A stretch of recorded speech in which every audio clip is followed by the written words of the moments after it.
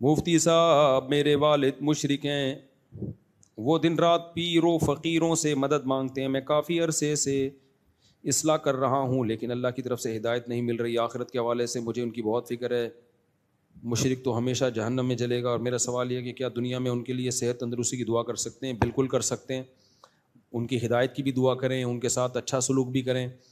باقی ان کا شرک کس نوعیت کا ہے یہ تو میں نہیں بتا سکتا کہ واقعی مشرک ہیں بھی یا نہیں ہے۔ کچھ لوگ پیروں سے مانگ رہے ہوتے ہیں لیکن وہ ویسے ہی مانگ رہے ہیں جیسے کسی پولیس سے کوئی مدد مانگ رہا ہوتا ہے انسان، اسباب سے ہٹ کے نہیں مانگتے، اور بعض اسباب سے ہٹ کے بھی مانگتے ہیں، زیادہ تر تو پھر یہی ہے اسباب سے ہٹ کے ہی مانگ رہے ہوتے ہیں۔ تو یہ شرک فکر کی بات ہے، اور آپ کو جو والد کی فکر ہے یہ ہونی بھی چاہیے۔ قرآن میں اللہ نے کیا فرمایا؟ نیک لوگوں کی مثال دی ہے قرآن میں کہ ان کو سب سے پہلے اپنی، پھر اپنے والدین کی اور اپنے بیوی بچوں کی فکر ہوتی ہے۔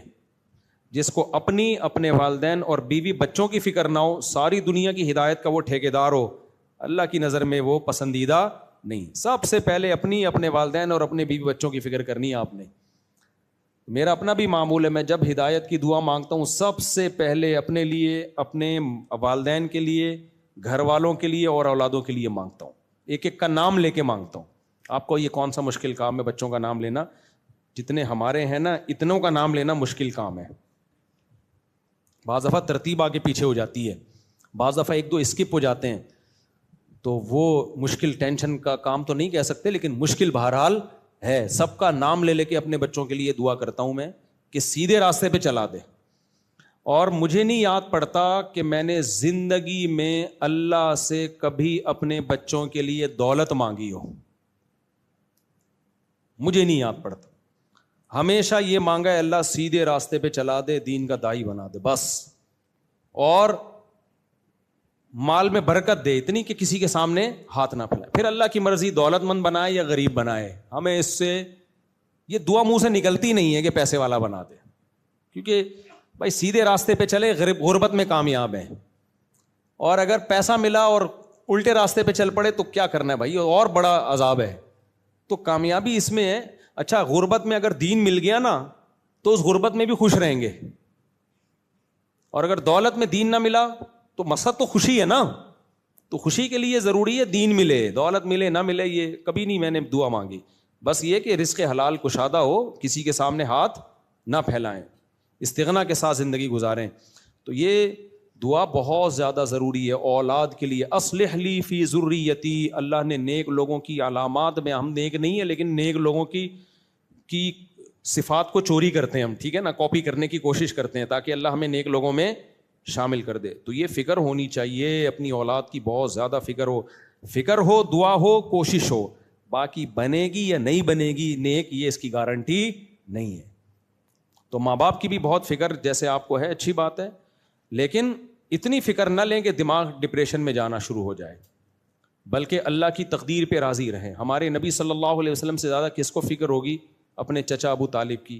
حضرت ابراہیم سے زیادہ کس کو فکر ہوگی؟ اپنے والد آزر کی، لیکن ان کو ایمان کی توفیق نہیں ملی، بس صبر کیا۔ انک لا تہدی من احببت ولکن اللہ یہدی من یشاء۔ جب ہمارے نبی غمزدہ تھے تو اللہ نے کیا فرمایا؟ اے نبی آپ جس کو چاہیں گے ہدایت نہیں ملے گی، جس کو اللہ چاہے گا اس کو ہدایت ملے گی، یعنی ہمیشہ، ورنہ تو بعض دفعہ نبی نے چاہا کہ اس کو ہدایت مل جائے، مل بھی گئی، جیسے حضرت عمر کے بارے میں آپ نے چاہا کہ اللہ ان کو ہدایت دے دی، اللہ نے دے دی ہدایت، ٹھیک ہے نا، لیکن اللہ نے کہا یہ فیصلہ آخر میں ہی کروں گا، آخری فیصلہ کون ہوگا؟ کس کا ہوگا؟ میرا ہوگا۔ تو اس لیے ماں باپ کے لیے دعا مانگیں، فکر کریں، لیکن اس فکر میں بھی اعتدال سے تجاوز نہ کریں، ڈپریشن میں نہ جائیں۔ اس سے نقصان یہ ہوتا ہے جب انسان کسی چیز کی زیادہ ٹینشن لیتا ہے تو پھر صحت بھی خراب ہوتی ہے، اور جو کام کر سکتا ہے اس میں بھی ناکارہ ہو جاتا ہے وہ۔ اس لیے ایک حد تک سوچیں، اس سے آگے مت جائیں، ٹھیک ہے۔ مفتی صاحب آج اتنے ان کو کسی طرح سے تبلیغ میں وقت لگوا دو، ابا کو، تبلیغ والوں کو بولو ان میں پیسے دے رہا ہوں، ابا کو جا کے دے دو یہ ہدیے کے طور پہ۔ لمبی داڑھی کا مطلب یہ تھوڑی ہوتا ہے کہ نیک آدمی ہے بھائی، برے لوگ بھی داڑیاں رکھ لیتے ہیں۔ ابھی کسی نے بتایا کہ مفتی صاحب نے تیسری شادی کی ہے، 3 کو طلاق دے کے چوتھی کی ہے، کوئی ہے وہ اپنی لے کے گھوم رہے ہیں، یہ دیکھو مفتی ہو کے۔ ابے تمہیں کس نے کہا کہ یہ مفتی ہے بھائی؟ کون سی کتاب میں لکھا ہوا ہے؟ خود ہی اپنے نام کے ساتھ مفتی بھی لگا لو، خود ہی اپنے نام کے ساتھ دامت برکاتم بھی لگا لو، پھر جو کرتے پھرو۔ بدنام کس کو کرو؟ مفتیوں کو۔